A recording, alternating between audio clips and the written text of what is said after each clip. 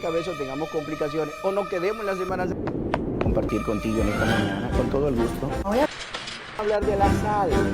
La sal que creo que en muchísimas ocasiones ha sido giro que dice, el sol debe tomarse a las primeras horas de la mañana. Cita ese elemento para el otro lado, está bajando la temperatura. Y además, para esa exposición que tú me pequeñito, le endulza todo, por lo tanto, probablemente el azúcar sea peor en el tiempo que la sal. Claro.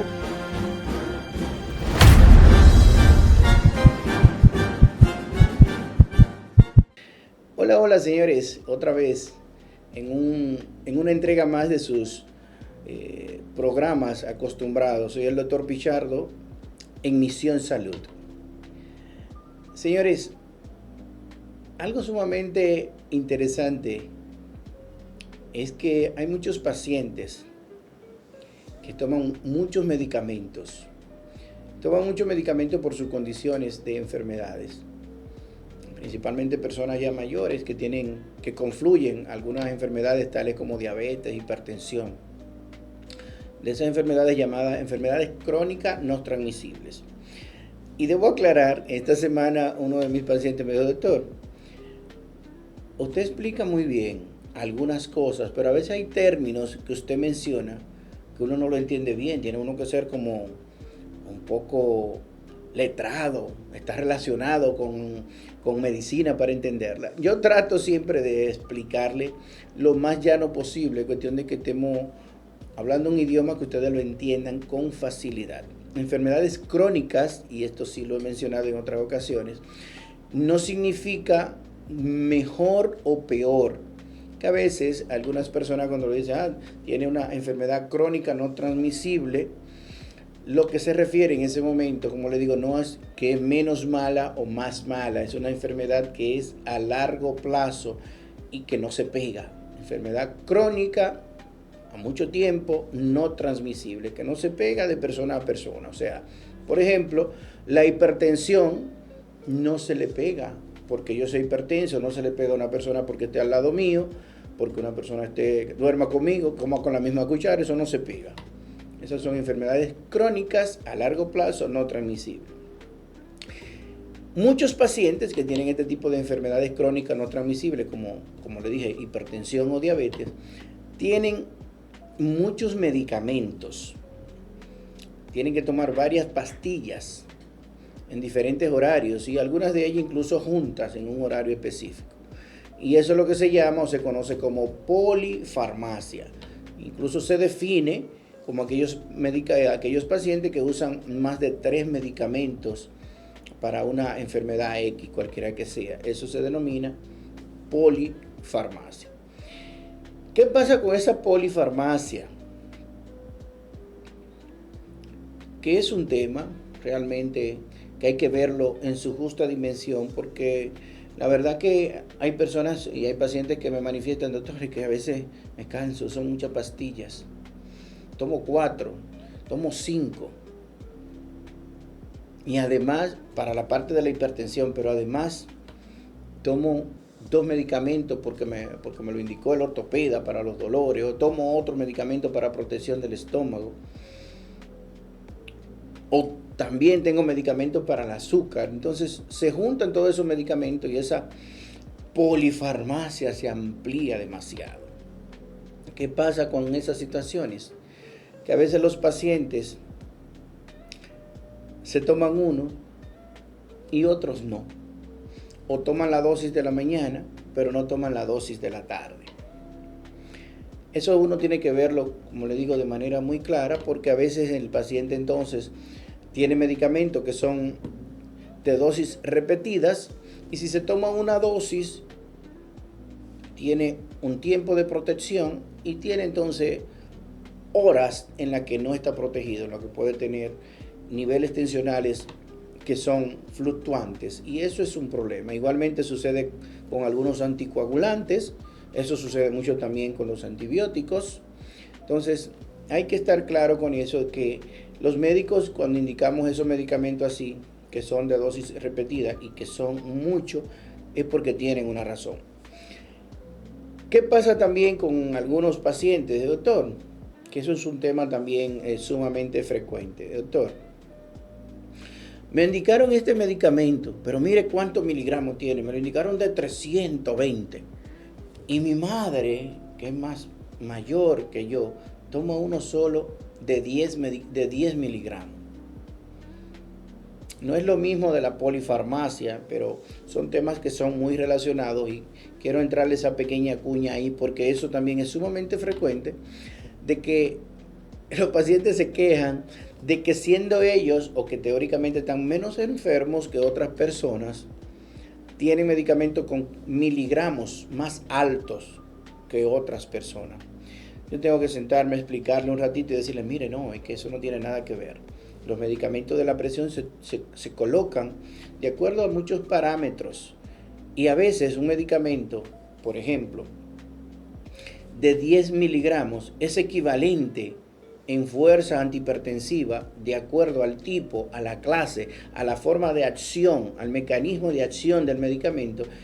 Ese de 10 miligramos es equivalente a uno de 300, por ejemplo, porque son clases farmacológicas diferentes, son clases de medicamentos diferentes y por su mecanismo de acción, en la forma en que trabajan, en la forma en que bajan la presión, en la forma en que intentan hacer justamente su efecto, pues es diferente.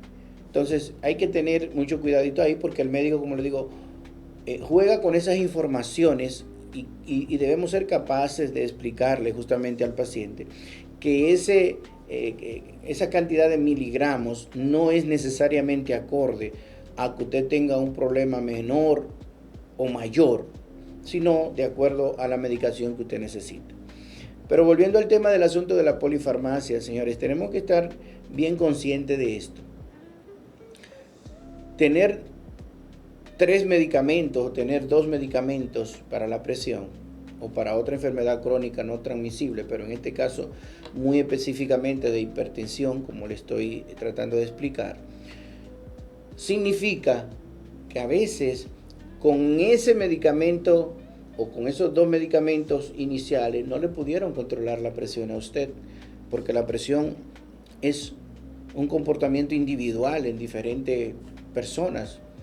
Entonces, si hay que agregarle un tercer medicamento, justamente es porque está demostrado que cuando usted junta varios medicamentos o da varios medicamentos, pues los diferentes mecanismos de acción que tienen o la forma de bajar la presión que tienen esos medicamentos, pues van a ser sumatoria y van a ayudar a controlar mejor los niveles tensionales.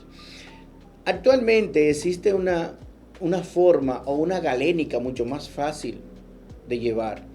O sea, existen fármacos que en una sola tableta usted puede tener combinado 2, 3 medicamentos la mayoría de las veces, 2 o 3.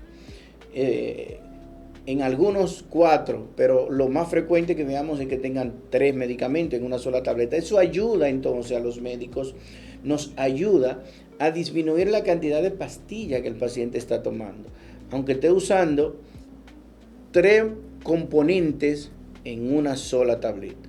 Sin embargo, a veces hay personas que tienen unos niveles o tienen presiones muy altas o presión resistente, como se llama, o de difícil control farmacológico, que aún con esos 3 componentes en una tableta no es suficiente. Hay que agregar 1 o 2 más para poder controlar.